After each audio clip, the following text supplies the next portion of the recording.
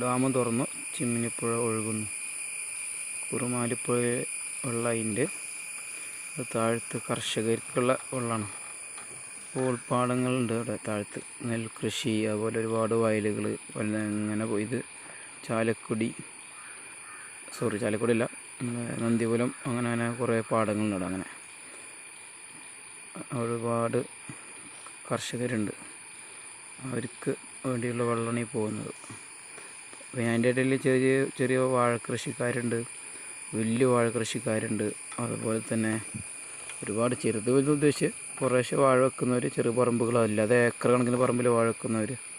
പിന്നെ ആനേൻ്റെ ശല്യം കാരണമൊക്കെ ഇപ്പോൾ പരമാവധി കുറച്ച് ആൾക്കാർ, പിന്നെ ഫെൻസിങ് ഒക്കെ ഇട്ടുകൊണ്ട് ആൾക്കാരിപ്പോൾ കുറേയൊക്കെ അഡ്ജസ്റ്റ് ചെയ്ത് പോകണം. എന്ത് ചെയ്യുക, ജീവിക്കണ്ടേ എല്ലാവർക്കും. ഓരോരുത്തർ തൊഴിൽ ഓരോരുത്തർ ചെയ്യുന്നു. അങ്ങനെ കർഷകർക്കുള്ള വെള്ളമാണ് ഇപ്പോൾ. ഇന്നലെ dam തുറന്നിട്ടുണ്ടായില്ല.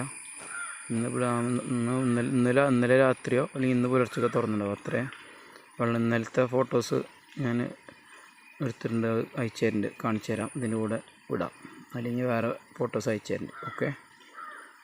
Okay guys, good morning, by.